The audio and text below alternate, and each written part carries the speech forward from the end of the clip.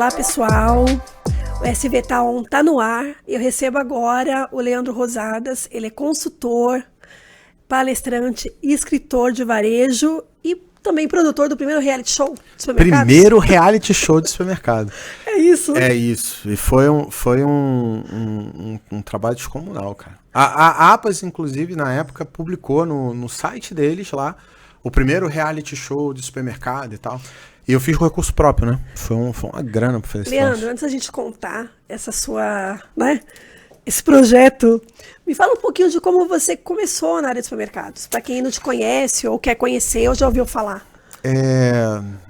Eu comecei a atender supermercado em 2005, quando eu estava saindo da faculdade. A sua formação Eu sou economista. E aí depois fiz pós-graduação em RH e fiz um mestrado em gestão, em administração, que eu não finalizei. Mas cheguei a escrever 5 artigos científicos publicados em revista internacional. Só que assim, não é um lado que aparece muito, esse lado acadêmico meu, né? Então as pessoas me conhecem como sendo o cara que fala de supermercado na internet. Eu comecei a atender supermercado há muitos anos atrás, e eu atendi a loja. E em 2016 a gente decidiu criar um canal na internet que falava de qualquer coisa. Inclusive o nome do meu canal era Dobre Seus Lucros. Não era nem... que inclusive foi o nome do meu primeiro livro. Mas era um canal direcionado para qualquer negócio. E a gente começou a publicar vídeo. Quando eu cheguei no vídeo 200, eu fiz um desafio de 365 vídeos em 365 dias. Nossa, um por dia. Um por dia. Doido, né? Quando eu cheguei no vídeo 200, eu já não queria mais fazer vídeo. Porque meu canal tinha 10 visualizações, 12 visualizações, 5 visualizações no vídeo. E eu falei assim, caramba, nem na época que eu montei o canal, a minha empresa tinha dobrado de tamanho. Eu falei assim, cara, o canal do YouTube vai ser uma maneira de eu devolver isso para o sucesso que eu tô tendo. Eu vou devolver isso em forma de conhecimento, vou devolver isso de alguma maneira ajudando as pessoas que, sei lá, não têm acesso para comprar minha consultoria na época, que eu era consultor. E o YouTube também não tava tão forte, né? Não era forte. Eu digo que na época era tudo mato, né? Então, eu digo que, por exemplo, se eu fosse lá no YouTube pesquisasse planograma, não tinha nada sobre o assunto. Então, até para eu fazer meus vídeos, eu não encontrava informação no YouTube como referência para poder fazer. E então eu comecei ali, tinha pouquíssimos canais até que falava de varejo, mas ninguém fazia isso de verdade profissionalmente. E aí eu comecei meu canal em 2016. Comecei a gravar, no vídeo 200 eu ia desistir. Aí minha esposa, minha atual sócia Maria, não deixaram eu desistir. Porque eu falei assim, cara, pra que eu vou ficar gravando 365 vídeos se nem ver as pessoas estão vendo? E eu não desisti, comecei a fazer, eu emplaquei 1 ou 2 vídeos de hortifruti. Eu falando de hortifruti, os vídeos bateram, sei lá, 100 visualizações. Aí a gente, caramba, 100 visualizações e tal. Na época eu tinha 12, né, por vídeo, então 100 era muito. Aí a gente bateu os primeiros 1000 inscritos no canal do YouTube. Nossa, naquela época. Aí foi na hora que a gente falou assim, caramba, é isso aqui, é esse negócio aqui do YouTube. Hoje, tal, quantos tocar. inscritos você tem? A gente tá beirando 170 mil inscritos no YouTube. Olha, já. A gente hoje, dentro dos canais disponíveis de educação para supermercado, a gente hoje é o maior canal hoje de educação em audiência, né? Então, todas as minhas redes sociais, é algo em torno entre 2 e 4 milhões de pessoas únicas que a gente impacta em TikTok, Instagram, YouTube, Facebook, Twitter, LinkedIn, X, Kawaii, Pinterest. Então, a gente realmente está em todas. E vocês entendem os públicos desses canais? Entendo. Alguns pra gente, a gente faz porque tem funcionário lá, tem gerente. O Kawaii, por exemplo. Não tem nada a ver. Na verdade, não é uma rede social. O que performa de verdade pra gente, o que realmente fala com o público, é Facebook, por incrível que pareça. LinkedIn? Instagram e YouTube. O LinkedIn nosso também é devagar, porque a nossa conversa é com um dono do supermercado. Tá. E aí a maior parte dos donos não estão no LinkedIn. E os que estão são mais corporativos. E no início do trabalho, eu impactava muito mais os pequenos mercadinhos e tal. Eu pegava as pequenas lojas. Que já mudou, inclusive, o cenário. Hoje a gente tem alunos de 30 milhões, 40 milhões mês. Mas na época era tudo lojas muito pequenas, que quando a gente começou lá o canal. Hoje a sua empresa oferece curso? Hoje a gente faz algumas mentorias. A gente tem, por exemplo, uma escola para treinar A sua empresa tem o seu nome, né, Leandro? Sim. Hoje a gente, o grupo nosso são 16 empresas. Nossa. E uma das empresas é o Instituto Leandro Rosadas, que é onde a gente comercializa nossos treinamentos online. E aí a gente tem nossas mentorias, que são programas de acompanhamento, é treinamento com acompanhamento, né? Quase como se fosse uma consultoria, mas é online também, com alguns encontros presenciais. Aí é uma outra empresa que cuida, que é a Impulso Supermercados, que é uma outra marca nossa do grupo.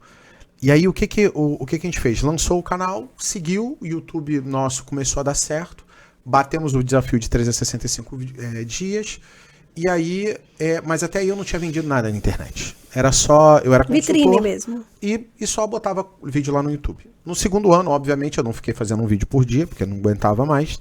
Começamos a fazer 2 por semana. Vídeos, qual o tamanho do vídeo?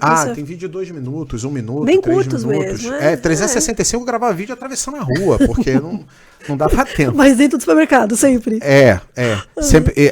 No início, a gente falava sobre todos os negócios. Depois a gente focou para supermercado. Na verdade, eu vi um vídeo de um cara chamado Érico Rocha falando assim: nicho é o poder, você tem que nichar, porque assim você vai ser o maior do seu segmento. Entendi. E na época esse negócio de hortifruti deu muito certo. Aí a gente pensou em ir para hortifruti, que descobriu que na época o pessoal de hortifruti não comprava nada. Aí eu falei assim, cara, não é aqui, ainda não é esse nicho. Eles gostam, a gente vai falar sobre isso, mas não é isso. Aí a gente viu que era o supermercado. Na verdade, na época que eu vi que era o supermercado, a gente focou tudo. Então tinha um monte de engenheiro, um monte de contador, economista, administrador trabalhando na minha consultoria. Eu cheguei a ter 40 consultores trabalhando comigo por CLT. E na época eu comecei a tirar todo mundo e contratar gerente de supermercado, comprador, encarregado de hortifruti, encarregado de açougue, para a gente direcionar o negócio só para supermercado. Aí a minha consultoria virou para supermercado, meu canal do YouTube virou também só para supermercado. Isso foi por volta de 2017. E o nosso primeiro produto online que a gente lançou foi em 2018. E eu me lembro isso porque na época nem eu acreditava que esse negócio de internet funcionava. Porque pra mim não funcionava. Ainda mais pro supermercado, né? Eu tinha que ir lá fazer do lado do cara, fazer com ele. Muitas vezes o cara não fazia. Eu falei assim, esse negócio não vai dar certo, pô. Só que assim, depois que eu vendi o primeiro treinamento online, e eu acompanhei, e teve gente que tava quebrado, se recuperou. Teve pessoa que dobrou de tamanho de um ano pro outro. O seu treinamento é focado em cada sessão, em cada cargo operacional? É isso. Então, o nosso foco é em estratégia principal, né? Em estratégia de venda, margem, e parte financeira e de RH. Então a gente meio que pega um pouco de tudo, né? Quando a gente lançou o programa de mentoria e lançou a escola de supermercados, aí a gente começou a focar nas funções operacionais também. Então hoje eu tenho treinamento pro repositor de hortifruti, pro repositor de açougue, pro açougueiro, pro repositor de mercearia, pro gerente. Então, pro prevenção de perdas, pro controle, pro assistente administrativo. Entendi. A gente criou uma escola porque durante o programa de mentoria a gente percebeu que a gente estava fazendo as lojas crescerem, mas elas não conseguiam manter o resultado, porque elas não estavam formando time. Então elas iam, davam um boom, cresciam, tinham um resultado muito bom, mas como a equipe ficava girando e trocando o tempo inteiro, você não conseguia dar continuidade no resultado. Então, a hora ela fazia e virava gangorra, né? Ia lá, crescia e caía. Ia lá e crescia e caía. E aí a gente entendeu que sem formar time, sem formar equipe, isso dificilmente ia acontecer. Então foi na hora que a gente criou uma escola, eu lancei uma coisa chamada, a gente lançou uma Copa Rosada de supermercado, aí fizemos um movimento no Instagram de votação, foram acho que 100 lojas que participaram, teve uma loja que parou uma cidade, ficou online às 2 horas da manhã com 100 e poucas pessoas ao vivo no Instagram do supermercado. E no final, a gente ganhou 10 mil seguidores nesse lance de fazer a Copa. E aí a gente lançou, foi na época que a gente lançou a escola de supermercados, era eu e mais 18 especialistas. Entendi. Então aí eu trouxe profissionais que eu conhecia, que eram muito bons, e eu trouxe para perto para poder me ajudar a fazer esse processo. Só que a maioria deles não estavam na internet. Entendi. Então, quase todos hoje especialistas que eu tenho criaram o seu primeiro Instagram depois que eu fiz esse movimento. Entendi. Porque não tinha Instagram, não tinha nada. Porque eram pessoas de mercado que trabalhavam, que estavam ali no dia a dia do supermercado, só que não tinham essa projeção online. Foi na hora que a gente começou a trazer conhecimento online. E virou um grande movimento, né? No final das contas, hoje tem várias pessoas hoje ensinando pela internet, e eu fico muito feliz porque o segmento do supermercado precisa muito, né? A gente é muito pouco profissionalizado, né? Se você olhar lá dentro das lojas, ainda precisa muito desenvolver processo. Por exemplo, prevenção de perdas, que é uma coisa que a gente fala há anos. Você ainda vai chegar ainda em rede, algumas grandes redes que ainda não funciona bem, não funciona direito, né? Tem e hoje você tem alguns problemas mais complicados, que eu acho, algumas questões, pessoas na loja, direitos que você tem que respeitar. Exatamente. Ainda mais Nossa, você escuta cada história, sabe assim, Não é? A gente que eu também conheço um pouco do que acontece no piso da loja, cubro esse setor há muito tempo, histórias assim absurdas. Você lida hoje, e hoje você tem rede social. Hoje, se o cliente se sente ofendido, ele vai no Instagram dele lá e joga. Ultimamente tem tido muita questão de assédio moral. Isso, nossa. Que tá dando muito processo, e aí os caras não sabem lidar, não tem informação. Mas você fala de consumidora, com funcionário, ou da própria rede? Então, eu falo do consumidor, do funcionário, e do consumidor com a rede também. Na verdade, a gente tem alguns advogados que hoje trabalham junto com a gente, que é uma doutora Janaína, que trabalha com parte previdenciária, tem o João, que trabalha com a parte imobiliária, tem o Sérgio, que trabalha com a parte societária. Então, a gente tem, inclusive, alguns advogados como especialistas exatamente para munir de informação esse ecossistema que eu acabei criando, né? Essa galera hoje que segue e avança com a gente dentro do supermercado. Quando você escreveu seu primeiro livro, esse é o primeiro ou não? Esse é o primeiro livro. É o primeiro mesmo? Primeiro livro. Quando que ele... Esse ano? Março de 2024 foi que a gente lançou. Pega ele pra mostrar pro pessoal que tá ali. Aqui, ó, o pessoal me conhece. Novos lucros do seu supermercado. E você trata de quais assuntos aí? Então, a gente até aqui, ó, só para vocês entenderem.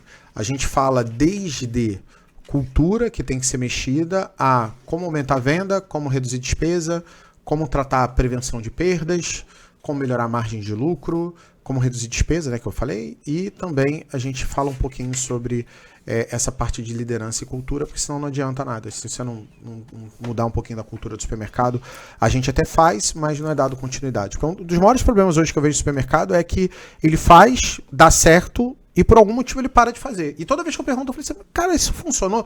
Leandro, funcionou muito. Eu falei, por que você parou de fazer? Aí eu olho pra cara do cara e vem aquela interrogação no rosto dele. Não sei. Ele falou assim, cara, eu não sei. Eu só parei. Eu falei, então vamos voltar a fazer. Aí ele volta a fazer e dá certo. Eu falei, nossa, essa pessoa me pagou pra eu dizer pra ela para fazer uma coisa que era óbvia que era pra ele fazer. Mas muitas vezes isso não tá no radar. O dono do supermercado até sabe o que fazer. Sim. Mas na maior parte das vezes ele tá tão imbuído ali no dia a dia, na operação, nos problemas, que ele se perde um pouco no planejamento e acaba não conseguindo executar exatamente tudo que ele precisa. Mas você atende, geralmente seu cliente são redes menores, é isso? Na verdade lá atrás era, né? Hoje a gente tem redes um pouco maiores, né? A gente já tem hoje redes que faturam, só para você entender, a gente tem um grupo de mastermind hoje que são 18 empresas que estão nele. E essas 18 empresas somadas somam em torno de 2,5 bi ano. Só essas 18 empresas. Entendi. Então a gente tem algumas Brasil redes... todo? Brasil todo. Fora do Brasil? Não, ainda não. Mas você tá querendo? Nossa, isso tá muito no nosso radar. Meu coração tá clamando por isso. E eu até falei com o meu time, eu falei assim, gente, a gente tem que começar a pensar isso e tal, ir para fora do Brasil. Porque eu percebi, e inclusive eu tenho alguns amigos meus que moram fora do Brasil, e eles comentaram assim, o mesmo problema que o cara tem aqui, ele tem lá. Óbvio que as métricas são diferentes, né? E alguns modelos de loja são diferentes. Mas o mesmo problema que o cara tem aqui de layout, de gestão, de como precificar, de financeiro, de qual mix de produto trabalhar, ele tem lá fora. E obviamente, as grandes redes já estão um pouco mais estruturadas, né? Sim. O Brasil, ele importou a gestão, né? Então, boa parte das coisas que a gente faz hoje vieram de grandes redes que vieram de fora. E que de alguma maneira, foram ensinadas para o povo brasileiro e depois replicado pelo resto do resto do mercado. Só que eu quero fazer agora diferente. Então, o meu objetivo é levar o Brasil para o topo do mundo no nosso segmento. Eu quero... esse é um propósito de vida, tá? Na sua visão, o que o varejo, o que o supermercado brasileiro já evoluiu, assim, quando a gente compara atendimento... quando você vê hoje a estrutura, né, das redes, as médias redes principalmente, ou a pequena, você acha que evoluiu dentro da gestão? Evoluiu muito. Pra Só que assim, o Brasil parece que são 27 países dentro do Brasil, né? Cada estado, né? Ano passado eu viajei para todos os estados do Brasil e conheci lojas em todos os estados do Brasil. Cara, é muito diferente. É muito diferente você ir no Amapá, em Roraima, e no Goiás, e em São Paulo, no Rio. A estratégia não tem como funcionar de uma mesma maneira, né? É muito diferente. E ainda tem mais. Você pode pegar boas ideias. Por exemplo, na Bahia, os supermercados, para sobreviver, criaram lojas com cara de atacarejo, mas são varejo.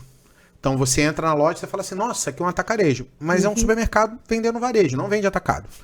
Só que ele tem cara, aí virou estilo atacarejo. E isso é muito comum na Bahia, tá? Você vai entrar na Bahia e vai falar assim, nossa, um atacarejo. Aí você entra, é um varejão, vende preço de varejo, não tem dois preços, não é atacado, Você não vende tem, atacado. tem até atacado de balcão, não tem? Lá ainda? Isso, lá tem atacado de balcão. Então, por exemplo, você vai no Pará, no Pará eles têm uma coisa chamada meia-meio, sabe o que eles fazem? Pega meio fardo de feijão e cortam. Corta mesmo, corta e bota durex. Aí pega meia caixa de leite, corta no meio, pega meia caixa de detergente, corta Que no meio. loucura, né? Meio. E vende muito. E assim, é meio que um atacado dentro do supermercado. E eles criaram uma área chamada meia-meio. Então você chega lá, existem hoje lojas de meia-meio no Pará, por exemplo. Então isso é um modelo que você poderia muito bem pegar isso e replicar no Sul, por exemplo. Mas será que daria certo? Funciona, a gente já testou. Então, Jura? a gente já testou em algumas lojas em outras cidades, porque assim, nada que eu ensino são coisas que saíram da minha cabeça. Então tudo é normalmente testado em lojas de estados diferentes, em condições diferentes e tamanhos diferentes. Então, por exemplo, eu pego uma estratégia minha, eu testo em loja em centro urbano, em interior, em cidade de 10, 20, 30, 50 mil habitantes, em cidade de menos de 10 mil habitantes. E para quê? Para que eu possa ver se essa estratégia funciona. Essa estratégia funciona, então beleza, agora eu vou ensinar isso para meus alunos. Porque senão seria negligência demais da minha parte não fazer isso. Então a gente normalmente testa tudo. Então hoje eu tenho um grupo de alunos muito mais próximos que eles acabam fazendo teste de algumas estratégias, algumas inovações, e aí dá certo, depois a gente vai replicando para os outros alunos aí poderem fazer esse processo todo. Entendeu?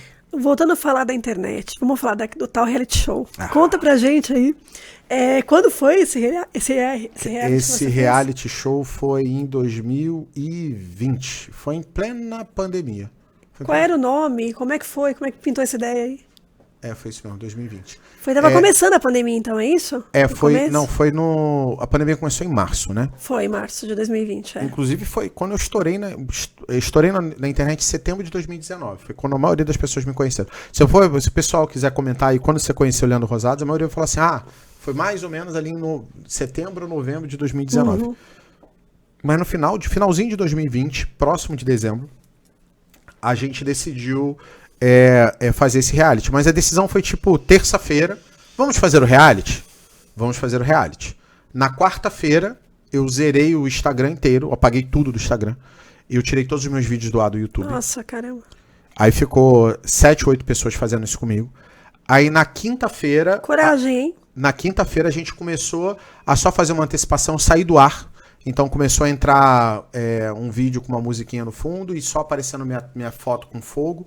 E aí os alunos começaram a ligar, aconteceu o quê? O Leandro não tá aparecendo na internet. E aí a minha equipe foi instruída de responder o quê? A gente também tá querendo saber, a gente não consegue falar com o Leandro desde ontem. E aí ninguém conseguia falar comigo, eu não respondia nada na internet, todo mundo ficou curioso. E aí na sexta-feira... Invadiram suas isso, as pessoas pensaram que foi isso. Não, invadiram. Aí na sexta-feira a gente começou o movimento de lançar esse reality show. A gente escolheu 7 lojas, onde a ideia era fazer uma grande mudança nela. Porque na época as pessoas falavam que eu era charlatão, que o que eu fazia não funcionava. Eu falei assim, tá bom, eu vou lá e vou mostrar que funciona. Na prática. Só que foi um reality show que a única pessoa... Porque como é que é um reality show, né? Você bota um monte de gente lá dentro, as pessoas disputam e uma pessoa ganha. Sim. Ok? Alguns perdem, alguém vai ganhar um prêmio. Beleza, eu fiz um reality show que a única pessoa que podia se ferrar no reality show era eu. Porque o meu nome que tava valendo ali. E os caras mesmo não tinha nada pra perder. Eu escolhi os 7 alunos meus. Como é que foi? Aí um dos alunos não pôde, que o pai foi operar e tal, ele pediu pra não ir, ficou 6, aí a gente acabou fazendo um sorteio pra segunda. A gente fez 2 temporadas do reality show. Mas a primeira que foi a mais intensa. Aí a gente escolheu 6 alunos e foi atrás dele. E assim, eu não tinha informação do aluno, eu não tinha histórico dele, então não sabia se ia dar certo ou não, a gente só foi. O objetivo qual era? Era fazer os caras crescerem, todos eles. Em um período de 30 dias? O de Mangaratiba a gente parou a cidade. O do Rio de Janeiro, ele mais que dobrou de tamanho o faturamento todos mensal no Rio deles. ali, todas as lojas no Rio de Janeiro. Na capital? Era na capital, porque tinha loja no interior, né? Grande Rio interior também. do Rio. Não, interior mesmo. Mangaratiba era tipo 2h30 da onde a gente estava, da base, né? A gente foi pro Ceasa dentro comprar. Eu fui para dentro das lojas, dentro do atacado, comprar. A gente negociou com o fornecedor e mostrou a prática do dia a dia. A gente fechou loja, abriu loja, arrumou. Ensinou, tudo. O cara deu feedback pro cara do que ele tava fazendo errado. E, cara, assim, a gente tentou mostrar o máximo possível, mas aconteceu muito mais coisa que não apareceu lá. Por exemplo, teve gente que a gente mandou embora antes de começar. E era funcionário da empresa já? Era funcionário da empresa. Assim. Mas o dono da empresa deu aval assim total pra você? Tipo, me dá a carta branca? Carta branca. Posso fazer o que eu quiser, o que você quiser. A gente ia lá e fazia o negócio acontecer. Coitados. Mas todas as lojas cresceram muito e tiveram muito resultado. Todas elas, necessariamente. E a gente mostrou na prática como faz. Então a gente mostrou arrumando. A gente ficava de madrugada fazendo a arrumação da loja e mostrando. Essas redes eram essas lojas eram de uma mesma bandeira ou não? Lojas diferentes? Tudo diferente. Tudo de tamanho diferente. Uma loja era de 500, 600 metros. A outra era tipo de 100. A outra loja era 3 lojinhas de hortifruti, que não tinha nada de loja grande. Nossa, bem diferentes mesmo. E aí os modelos, inclusive, de loja, né? Outra era uma loja que fazia parte de uma rede. E aí, como parte da rede, ela precisa seguir um protocolo ali da rede. Não dá para fazer qualquer coisa. E aí você tem que conseguir dar resultado mesmo seguindo o protocolo da rede. Mas vocês falavam com os donos das lojas no começo e no final para eles comprovarem. A gente ligou para todo mundo e perguntou, você topa? Topa, beleza. A gente chegou lá e mandou todo mundo assinar o termo de imagem. E aí aparecia todo mundo. E gravação ia, mas obviamente com cuidado danado, porque o jurídico... Eu me lembro que eu cheguei pro meu advogado e falei assim, vou fazer um reality show. O que você acha que eu devo fazer? Ele falou assim, não faça um reality show. Eu falei assim, pô, mas eu vou fazer. Ele falou, então assim... não peça permissão, peça desculpas. Só faz e se der algum problema, você pede desculpa, tira do ar, resolve. Entendi. E mesmo assim você pode ser processado. Muitas questões, né? Porque você não consegue avaliar tudo que pode acontecer ali no meio do caminho. Não, e autorização, por exemplo, dos funcionários, você consegue agora, que nem um cliente passando. Não dá. E assim, a gente lotou loja, foi um negócio doido, assim, a gente parou rua, Mas Mangaratiba, eu parei a cidade. Vocês fizeram eventos no supermercado? Fizeram e detalhe, ações. Eu não podia botar nenhum dinheiro. A gente, na época que fez esse reality, eu tirei do meu bolso 1,3 milhões de reais. Caramba. E eu não podia botar dinheiro na loja. Então tinha uma loja que era pequenininha e o cara não tinha dinheiro. Então a gente fez a inauguração, quando acabou a inauguração, não tinha produto na loja. A loja estava parecendo que alguém tinha entrado, assaltado a loja inteira e não tinha produto. Aí o que o cara fez? Pegou o dinheiro e foi pro Ceasa de madrugada, chegou na loja às 6 da manhã, a gente ajudava a arrumar. E aí a loja, quando chegava no final do dia, zerava de novo. Aí ele tinha que ir no Ceasa de novo, porque não tinha dinheiro. Então ele teve que fazer com o dinheiro que dava. E foi legal porque a gente mostrou isso. Mostrou fazendo. Mostrou a gente indo no Ceasa com o cara ajudando a negociar, escolher os produtos. Mas mostrou a importância dele contabilizar o estoque, né? Por isso foi legal. E o mais divertido é que, eu não sei se vocês entendem qual é desculpa o termo, né? O rolê de você fazer um reality show. O reality em si, a gente abria live ao vivo, mas os capítulos, eles eram gravados. Então o que acontecia? Até meio-dia, tudo era gravado, e de meio-dia até as 5, o cara tinha que editar tudo. Cortar tudo, editar tudo, e publicar às 8 da noite. E aí, qual era o problema desse negócio? A gente fez isso por 28 dias. Nossa. O meu editor já estava editando em 4x. Pra quem não sabe, ele editando em 4 vezes a velocidade normal. Eu falei, como é que você consegue? Ele não escutava mais nada. Ele entrava lá e eu falei, se eu não encostasse nele, ele tava ali e não tava vendo mais nada. E eu ainda tinha que revisar o episódio para não deixar passar coisa que podia me processar e passar coisa errada. E poderia acontecer, né? E poderia. Mas você teve algum problema? Não tive nenhum. Graças a Deus não aconteceu. No geral, assim, teve não, alguma... como reality foi maravilhoso. Quando terminou, o pessoal falou assim, nossa, você podia vender esse negócio pra algum stream e tal. Eu falei assim... Foi no YouTube? Qual Isso, é o foi no nome YouTube. do reality? Supermercado Milionário. Foi no YouTube. Ainda tá lá, né? Pra quem quiser Tá lá, acompanhar, tá lá, viu, pessoal? tá lá. Pra quem, os A primeira curiosos temporada aí. tá, a segunda temporada que só que a gente... E teremos outras temporadas? Cara, a gente tá... Todo mundo pede, né? Mas a gente tá pensando aí como é que seria a terceira temporada. Porque, assim... foi muito trabalho. Nossa. Imaginei que agora você tem muitos modelos de varejo, isso, né? Supermercados, eu acho. Talvez, se você fizer, pensar nisso, aí você tem hoje mercado autônomo, você tem a tradicional loja de vizinhança que a gente já conhece, supermercado. Atacarejo. Nossa, atacarejo. Como é que você avalia, viu, Leandro, esses modelos de supermercado que a gente tem hoje? Você acha que a gente já atingiu no Brasil, a gente já tem todos que a gente poderia ter em termos de modelo? Você vê chegando aqui no Brasil algum que talvez esteja em evidência fora do Brasil, que não chegou? Você citou esse meio a meio aí, que é uma coisa muito regional. É regional. Eu realmente Como tem o mercado de gula no Rio Grande do Sul, que é a loja que fica vendendo produto de validade curta. Você acha que a gente já atingiu os modelos? Tem modelo para chegar? Algum vai morrer? O que você acha do atacarejo, por exemplo, que teve o boom aí? Eu acho que... Não sei como você vê agora. Se eu parar para olhar hoje os modelos, o que me parece, a tendência que me parece assim, para alguém... Hoje eu tenho 10 mil alunos, donos de supermercado na minha base de alunos que compraram algum treinamento meu. E 15.052 alunos estudando atualmente na minha escola, funcionários estudando, né? Olhando essa galera toda que está comigo, o que eu consigo entender é o seguinte, o que vai acabar sobrando no Brasil vai ser atacarejo, loja de vizinhança, ou seja, supermercado de interior, de vizinhança, e loja autônoma dentro de condomínio, ou em espaços fechados controlados, né? Que tem uma segurança, né? Isso. Principalmente. Agora, a própria Amazon agora, saiu reportagem recente, que ela mesma vai fazer a migração das lojas autônomas dela e tal. Então, é um modelo muito legal, mas extremamente caro e que demora muito tempo para ter retorno de capital investido em cima disso. Tivemos algumas iniciativas no Brasil, mas eu não vejo isso por causa da cultura brasileira funcionar. Eu sei que lá fora, na Europa principalmente, você tem modelos de loja que você não tem caixa atendendo. E tá tudo bem, a pessoa vai lá e paga porque a cultura das pessoas é pagar. E tá tudo certo. Aqui no Brasil, não necessariamente. Então, para isso funcionar, tem que haver uma mudança cultural no país muito grande. Por isso eu não acho que vai dar muito certo. Agora eu vou dar um pitaco. Isso agora é só pitaco, tá? Não é minha opinião, tá? Opinião do Leandro. É difícil eu dar opinião, mas hoje eu vou dar. Que bom. Os atacarejos estão migrando para virar hiper. Enfiando serviço dentro. Porque qual o modelo de atacarejo? Eu vendo em alto volume, com custo muito barato, e aí eu posso trabalhar com uma margem menor e ter na última linha a mesma coisa que o supermercado. Porque o supermercado hoje, em grande volume, dá de lucro ali 2, 3, 3,5%. Então o atacarejo consegue ter essa mesma performance.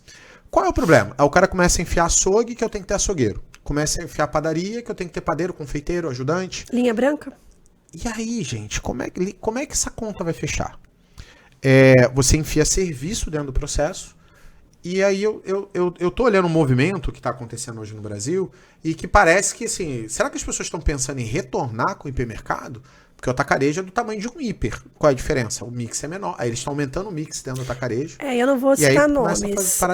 Eu conheço um atacarejo que, como eu falei, linha branca. Eles têm eletrodomésticos, aquilo que você falou, é algo... Quer dizer, será que a gente está voltando? Eu vou deixar essa pergunta aqui no ar para todo mundo, mas assim, não me parece um modelo que vá emplacar e que vai dar a lucratividade necessária, porque se eu preciso de mais mão de obra, você aumenta o custo. E qual o modelo do atacarejo? Preço, diferencial, né? Por custo. O custo é tão barato, porque, por exemplo, um supermercado, a despesa dele fica ali entre 18% e 20%, sem imposto, só despesa, né? Fica entre 18% e 20%. Do atacarejo fica entre 8% e 11%. Então é quase a metade. Então, como metade, ele aguenta ter ali um desconto sobre o preço. Porque assim, você pega um atacarejo e pede uma grande rede, qual a diferença de volume? Nenhuma. essa grande rede compra tanto quanto compra um atacarejo. Sim. Por que existe diferença de preço? Porque o atacarejo pode vender mais barato porque o custo operacional dele é menor. A despesa operacional dele é menor. E do supermercado é maior porque eu tenho serviço. Eu tenho uma pessoa ali no hortifruti mexendo o tempo inteiro. Eu tenho alguém fazendo pão, produzindo na padaria. Eu tenho alguém cortando carne na hora para o cliente. Então esse serviço faz com que o supermercado seja o que é. E eu não acho que as pessoas queiram atacarejo. As pessoas estão buscando preço.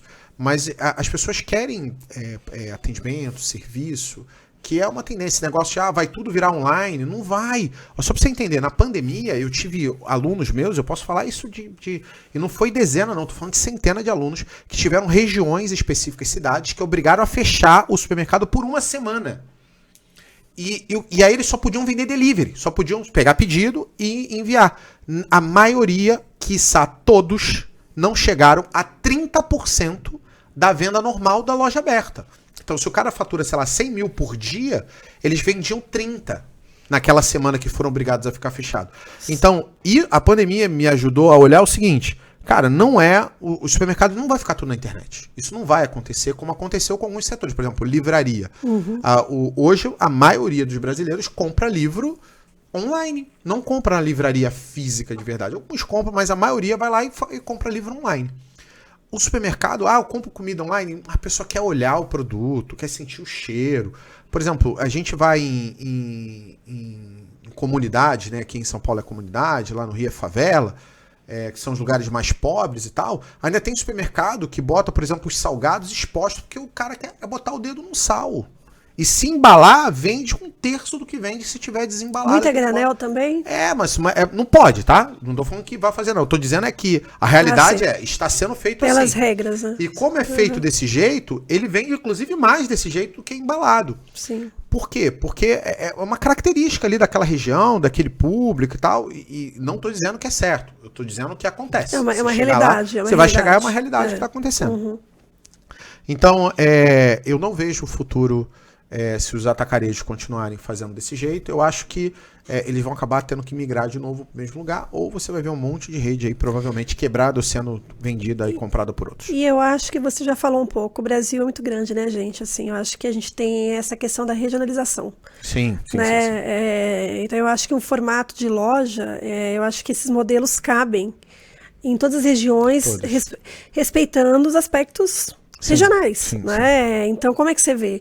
Você acha que cabe tudo? Não cabe tudo. Por exemplo, só para você entender, se eu for no Rio Grande do Sul, eles bebem aquelas ervas para fazer o chimarrão, eles bebem aquilo mais do que água. Então, você sabe que o cara do Rio Grande do Sul, que ele chega perto de você com uma garrafinha térmica de água quente, e ele fica tomando aquele negócio o dia inteiro. Come mais isso do que arroz e feijão. Então, por exemplo, aqui no Rio de Janeiro, eu arrumo as ervas de chá, lá nos matinais, junto perto do café.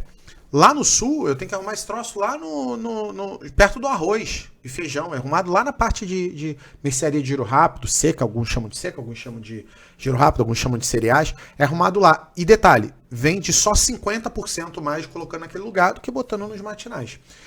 E eu descobri isso quando eu fui para Rondônia a primeira vez. Porque eu fui em Rondônia e o leite de coco, ele tava nos temperos. Eu falei assim, por que leite de coco tá nos temperos? Nossa, é verdade. Aí eu descobri, porque a receita de lá, de tambaqui, é feita com leite de coco. Então, aí ele tem que ficar no tempero. Quer dizer, a posição do produto na gôndola... E eu era uma pessoa que era muito assim, é isso. Quando eu comecei a viajar pro Brasil, eu falei assim, nossa, gente... Mas não é isso. Não é isso, né? Tem muito detalhezinho que a gente não tá olhando. Mas isso é entendendo, né? Acho que aquela região. É isso, tem muito detalhezinho que tá entendendo. Só que assim... eu já fiz tanto movimento na internet hoje que eu posso dizer para você, alguns estados que não tinham nada hoje têm. Por exemplo, existe uma coisa chamada dia D, que é o dia mais barato do mês. Isso é usado, por exemplo, eu aprendi aqui em São Paulo, não foi eu que criei. Na verdade, isso foi criado lá na época pelo Carrefour e tal, que criou não sei o que lá, verde, depois, antes era dia A, agora virou dia A e tal, mas era o dia D deles, eles que criaram esse negócio, eles trouxeram isso pro Brasil. Aí aqui em São Paulo era difundido essa estratégia, mas no resto do Brasil não era. Eu vim aqui, na época eu dei consultoria para um supermercado lá em Campinas, vi o que ele fazia, aprendi a técnica, melhorei o que eles faziam e apliquei aqui no Rio, deu muito certo. Aí apliquei em Rondônia, estourou de vender. Aí eu comecei a ensinar para meus alunos, aí começou a implementar para o Brasil todo. Hoje, o Brasil inteiro usa essa estratégia, mas é porque na época, eu difundi esse negócio. Por exemplo, quando eu comecei, não tinha Instagram em supermercado. Hoje você vê todos os supermercados hoje sendo meme, sendo repostado por grandes influenciadores aí do Brasil, estourando na internet, fazendo dancinha ou fazendo algumas coisas. Cara, isso não existia antes. Teve uma pessoa que foi a primeira que eu vi fazer isso direito, que foi a Carol Babadeira, não sei se vocês conhecem, que começou a fazer isso de verdade, a primeira influenciadora que eu vi fazer de verdade. Só que assim, eu propaguei esse negócio no Brasil durante muitos anos. Eu ensinava o WhatsApp em 2000. Olha só, vou falar, eu ensinava o WhatsApp, eu fazia o WhatsApp rodar em 2015. A maioria dos supermercados não tinham isso. Hoje você vai ver grande rede que só usava canal de e-commerce,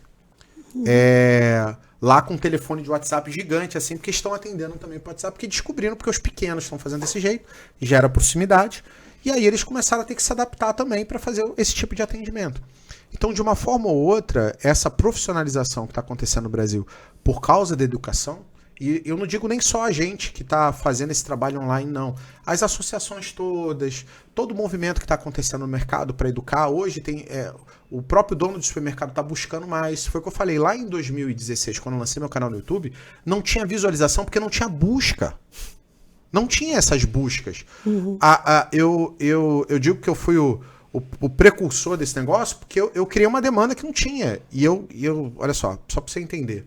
Desde que eu comecei a vender treinamento online, que foi em 2018, até hoje, a gente já deve ter investido em anúncios no Facebook, no Instagram e no TikTok, algo em torno ali entre 20 e 30 milhões de reais. Nossa. Por isso que eu apareço pra caramba. Tanto é que a pessoa me vê um dia na internet, daqui a pouco eu fico aparecendo pra ela. Eu falo assim, vou te perseguir pelo resto da vida. Por causa dos algoritmos lá das redes sociais e tal. Uhum. E o mais incrível é que o seu supermercado podia fazer a mesma coisa. Tu entende isso? Que o supermercado também poderia estar aparecendo o tempo inteiro pro cliente e fazendo a marca dele ser olhado o tempo inteiro pro cliente. É que a percepção da internet mudou, né? É isso. Leandro também, é que tá. Eu acho que o que era internet, o que era tudo isso na internet, quando você começou, quando você vê hoje, a importância, a dimensão... Hoje eu acho que 131 milhões de brasileiros já acessam hoje rede social, coisa que não tinha isso antes. Então assim, embora a gente ainda tenha que crescer, sim, né, no Brasil, a gente tem muito lugar que não tem acesso à internet. Sim, exatamente. Tá, pensa que internet, que você tem internet na sua casa aí, todo mundo tem, muita gente não tem. Exatamente. Né, então assim, eu acho que a visão sobre mas, rede por social, exemplo, antes eu falava assim, vou te ligar, e pegava o telefone e ligava. Hoje não. Hoje você é tudo mensagem, né? Fazer uma ligação hoje mensagem. É difícil, né? E não é qualquer mensagem. Por exemplo, lá nos Estados Unidos não utiliza esse WhatsApp, utiliza o Message mesmo. Sim, sim. Aqui a gente usa o WhatsApp. Então o WhatsApp virou, por exemplo, um canal de comunicação poderoso, porque a gente tem que se comunicar onde a atenção das pessoas está, onde as pessoas estão olhando o dia inteiro. WhatsApp. Então tem que me comunicar com eles ali. Foi aí que o supermercado viraram a chave de que te querem importante. O brasileiro, ele se apropriou. É isso. Pior que é mesmo. Sabia que a gente é um dos maiores usuários de rede social do mundo, né? A gente gosta muito desse negócio. Foi primeiro com o Orkut, agora depois com o Facebook, agora tá Instagram, TikTok. Sim. A gente é um dos maiores usuários de rede social. Você tá no TikTok também? Tô no TikTok. Faz dancinha lá também? Não, ainda não fiz dancinha, não. Vou um dia testar fazer dancinha. Fazer uma dancinha lá, então. Leandro, bacana. Olha, a gente podia conversar aqui, gente, muito tempo, mas enfim. Queria que você deixasse um recado aí, né, pro nosso público, que também é o seu público, né, e dissesse o seguinte: quem quer realmente ter o seu livro, quer ter acesso ao seu conhecimento, ao que a sua empresa oferece, qual é o seu recado? Dá um recado, pessoal. Deixa eu falar uma coisa, só pra gente finalizar. Eu tenho repetido isso, porque isso tem feito muita diferença para as pessoas que eu tenho cuidado, como meus alunos, para a minha audiência que me segue lá. Dono do supermercado trabalha muitas horas, e na maior parte das vezes não tem tempo para dar atenção para a família. Só que no final das contas, eu fiz uma pesquisa disso recente, inclusive tem uns 2 ou 3 dias, que eu perguntei assim, qual o propósito que você está tendo no supermercado? Para que você tem? É só para ganhar dinheiro? Mas para que você quer ganhar dinheiro? Eu quero ganhar dinheiro porque eu quero dar uma condição melhor para minha família, porque eu quero dar um futuro melhor para os meus filhos, eu quero que meus filhos tenham o que eu não tenho. legal, né? Então, no final das contas, tudo acaba sendo por família, né? Todo mundo está trabalhando em prol de, sei lá, de fazer algo para que a família dele seja melhor. Só que a gente não dá atenção para eles. Se você chegar, provavelmente você que está assistindo o podcast aqui, chegar, por exemplo, pro teu filho e perguntar para ele tá se lixando se você ganhou 20, 50, 100 mil reais a mais. Ele queria que você tivesse 10 minutos de atenção a mais com ele. Então, o recado que eu queria deixar final aqui, e antes de qualquer coisa, se tudo que a gente faz são por eles, se é pela família, eu gostaria e te faço o convite para, mesmo que você tenha pouco tempo, o tempo que você que tiver, esteja de verdade com eles. Então, sei lá, se você só tem 30 minutos por dia para dar atenção ao seu filho, porque você está trabalhando no mercado, abre e fecha a loja, não tem tempo e tal. Cara, pega os 30 minutos lá que você tem e esteja de verdade, joga o telefone pro lado, desliga a televisão e esteja lá. E porque no final das contas o tempo vai passar, você vai enriquecer, porque o supermercado enriquece. O supermercado é um dos poucos setores do Brasil que são muito perenes, porque eu vejo hoje lojas que não faz nada, não tem nada e tem 25 anos, 30 anos de existência. Vende o produto, né? Coloca vende ali. Produto, bota, vende. Todo mundo tem o mesmo produto. A gente não vai pro meio do mato pra comprar, pra comer, a gente não vai matar boi pra poder comer, a gente vai no supermercado fazer compra. Uhum. Então, o supermercado é o setor, realmente fundamental, o setor né? fundamental e perene. Então você tem um negócio que é um setor perene, você vai enriquecer e crescer ao longo do tempo. Agora, o seu filho não vai voltar a ter a mesma idade que tinha. Então, gasta um pouco mais de tempo com a sua família, porque no final a gente faz tudo por eles. Então isso para mim é um recado final importante. E se vocês quiserem conhecer mais do meu trabalho, saber mais o que eu faço, é só me seguir lá, botar Leandro Rosadas nas redes sociais. Todas elas é a mesma coisa, TikTok, Instagram, LinkedIn e tal. Só botar Leandro Rosadas lá, você vai me achar. E se você que também quiser comprar meu livro, tem lá disponível lá o link lá para vocês contratarem nas redes sociais.